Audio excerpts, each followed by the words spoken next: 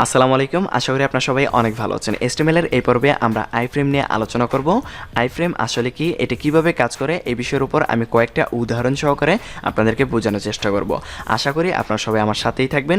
ভিডিওটি প্রথম থেকে শেষ পর্যন্ত মনোযোগ সহকারে দেখলে আশা করি আপনি ভালো কিছু শিখতে পারবেন। তো প্রথমেই আমরা যে কাজটা করব, আমাদের এখানে HTML এর যে ফাইলটি আছে এই ফাইলের মধ্যে আমি আজকে কাজ করব। এই ফাইলটিকে আমি আমার কোড এডিটরের মধ্যে ওপেন করে নিয়েছি এবং এখানে আমাদের HTML এর যে বেসিক মার্কআপটা আছে এই মার্কআপটা এখানে করা আছে। তো আজকে আমরা যেহেতু আইফ্রেম নিয়ে আলোচনা করব, আইফ্রেম সম্পর্কে আপনাকে আরেকটু ভালোভাবে ধারণা দেওয়ার জন্য এবং প্র্যাকটিক্যাল ধারণা দেওয়ার জন্য আমি চলে যাচ্ছি গুগল ক্রোমে গিয়ে আমি সার্চ করতেছি SSC রেজাল্ট 2020 সার্চ করলাম। আমি এটা আপনাদেরকে বোঝানোর জন্য এখানে সার্চ করলাম। তো এখানে দেখুন এডুকেশন বোর্ড রেজাল্ট, এখানে আমরা যদি এখান থেকে open link in new tab দেই তাহলে আমাদের নতুন একটা ট্যাবে এটা ওপেন হয়ে গেল। আমরা আরেকটা কাজ করি। তো দেখুন এই যে এখান থেকে ধরুন আমরা এই ওয়েবসাইটটিকেও এখানে ওপেন করে নিলাম। তো এইবার আমরা একটা জিনিস লক্ষ্য করুন, এই ওয়েবসাইটটিতে আসার পর আপনারা যদি ওয়েবসাইটের লিঙ্কটি দিকে লক্ষ্য করেন তাহলে দেখুন ওয়েবসাইটের শেষে দেখুন .gov.bd, তার মানে হচ্ছে এটা একটা গভর্নমেন্ট ওয়েবসাইট। এই ওয়েবসাইট থেকে আমরা চাইলে আমাদের যে রেজাল্টগুলো আছে আমরা চাইলে সেই রেজাল্টগুলো কিন্তু নিতে পারবো। এটা কিন্তু অবশ্যই একটা গভর্নমেন্টের ওয়েবসাইট। কিন্তু এই যে এই ওয়েবসাইটে যদি আমরা যাই, এটা কিন্তু কোনো গভর্নমেন্টের ওয়েবসাইট না, এটা থার্ড পার্টি একটা কোনো ওয়েবসাইট, কেউ একজন তৈরি করেছে। তো এখান থেকে কিন্তু আমরা চাইলে রেজাল্টটা নিতে পারবো। তো দেখুন এখানে যদি আসি, এখান থেকেও কিন্তু আমরা এই ওয়েবসাইটের মধ্যে কিন্তু দেখুন এই যে এই পেজটা কিন্তু এখানেও আছে, আমাদের এই সরকারি ওয়েবসাইটে যেটা আছে এটা কিন্তু এখানেও আছে। আমরা অনেক সময় এরকমটাই দেখি যে সরকারি কোনো একটা ওয়েবসাইটের জিনিস আমরা অন্য কোনো ওয়েবসাইটে দেখতে পাই। অনেক সময় আপনারা লক্ষ্য করলে দেখতে পারবেন যে গুগলের ম্যাপ কোনো একটা ওয়েবসাইটের মধ্যে প্রদর্শন করতেছে। অনেক সময় আপনারা বিভিন্ন ওয়েবসাইটে ঢুকবেন, দেখবেন সেখানে ইউটিউবের বিভিন্ন ভিডিও দেখা যাচ্ছে, তার মানে সেখানে আইফ্রেম ব্যবহার করা হয়েছে। আইফ্রেমের মাধ্যমে কিন্তু আপনি চাইলে কোনো একটা ওয়েবসাইটে কোনো একটা পেজ আপনি চাইলে আপনার পেজের মধ্যে প্রদর্শন করতে পারবেন, চাইলে ইউটিউবের ভিডিওগুলো আপনার ওয়েবসাইটে প্রদর্শন করতে পারবেন। এছাড়া আপনি চাইলে কিন্তু গুগলের যে ম্যাপ আছে এগুলো কিন্তু চাইলে ব্যবহার করতে পারবেন। মানে আপনি চাইলে ইউটিউব, ফেসবুক, গুগল এর বিভিন্ন জিনিসগুলো আপনি চাইলে আপনার পেজের মধ্যে কিন্তু প্রদর্শন করতে পারবেন। এর জন্য আপনাকে আইফ্রেম ব্যবহার করতে হবে। দেখুন এখানে কিন্তু তারা আইফ্রেম ব্যবহার করে, এই যে এই জিনিসটা তারা আইফ্রেম ব্যবহার করে এবং কিছু স্টাইল এখানে ব্যবহার করে তারা এখানে প্রদর্শন করলো। এখান থেকে আমরা যে রেজাল্টটা পাবো, আমরা সরকারি ওয়েবসাইটে গেলেও কিন্তু ঠিক একই রেজাল্টটা পাবো। এখন আমাদের উদ্দেশ্য হচ্ছে আমরা এই জিনিসটা আমাদের ওয়েবসাইটে এখন সেট আপ করবো। এর জন্য আমরা আমাদের কোড এডিটরে চলে গেলাম। এখন এখানে গিয়ে আমরা লিখব IFRAME। তো আইফ্রেম লেখার পর আমাদেরকে এখানে SRC দিয়ে দিতে হবে, মানে এর মধ্যে আমরা লিঙ্কটা পেস্ট করব। তো দেখুন এখান থেকে এটা হচ্ছে স্টার্ট হয়েছে এবং এখান থেকে এতটুকু তো এর বাকি এখান থেকে এতটুকু হচ্ছে আমাদের কোডটি শেষ হয়েছে।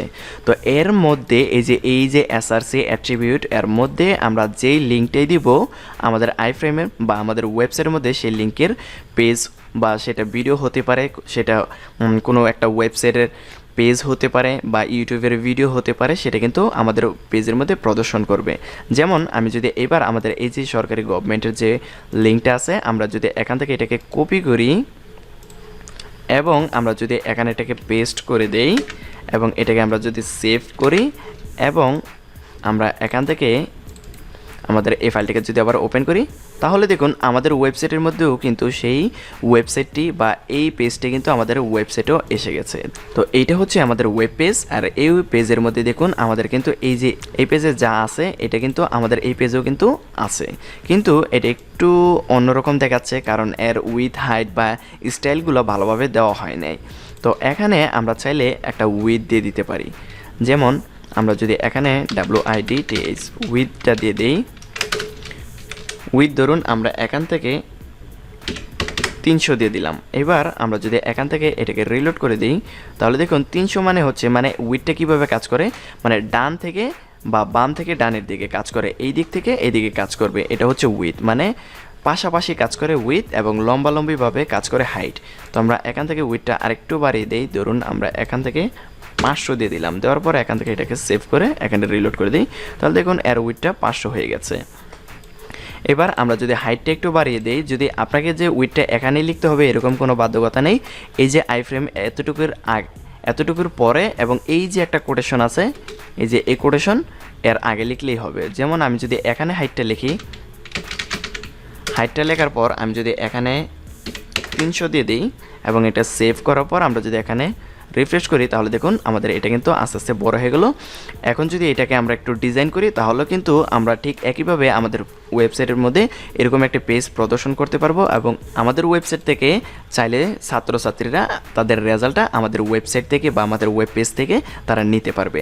আশা করি কিভাবে কাজটা করতে হবে আপনি বিষয়টা বুঝতে পেরেছেন। আইফ্রেমের এটা হচ্ছে বাস্তব একটা উদাহরণ। আমরা চাইলে কিন্তু এই যে এই ওয়েবসাইটের লিঙ্কটা যদি আমি এখান থেকে কপি করি এবং এখান থেকে কপি করার পর আমি যদি এখানে গিয়ে পেস্ট করে দেই এবং এটাকে যদি আমরা সেভ করি এবং আমাদের পেজটাকে যদি আমরা রিলোড করি, তাহলে দেখুন এই যে আমাদের এই ওয়েবসাইটটা কিন্তু আমাদের পেজের মধ্যে চলে এসেছে।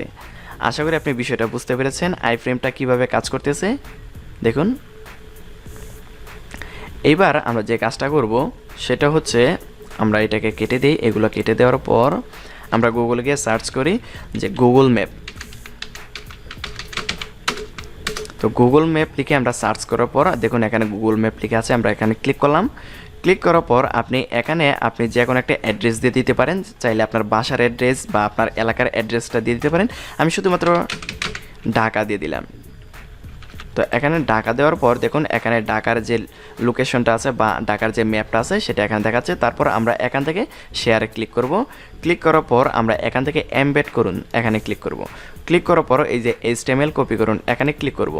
ক্লিক করার পর আমরা এটাকে কেটে দিই এবং আমরা এই আইফ্রেমের নিচে আমরা এটাকে পেস্ট করে দিই। পেস্ট করার পর দেখুন আমাদের এই সামনে এরকম বড় একটা আইফ্রেম এসে গেছে। তো এখানে আপনারা যদি লক্ষ্য করেন দেখুন এই যে এখানে উইথ লেখা আছে, এখানেও কিন্তু এই উইথটা দেওয়া আছে। এখানে হাইট দিলাম, এখানেও কিন্তু এই যে এই হাইটটা আমি এখানে দিয়েছি। আপনারা চাইলে পাশাপাশিও ব্যবহার করতে পারবেন, অথবা আপনি চাইলে যে কোনো এই যে একটা কোটেশন এর আগে এবং এই যে এর পরে চাইলে আপনি এগুলো ব্যবহার করতে পারবেন। এসআরসি আগে দিতে পারেন, পরে দিতে পারেন, কোনো সমস্যা নেই।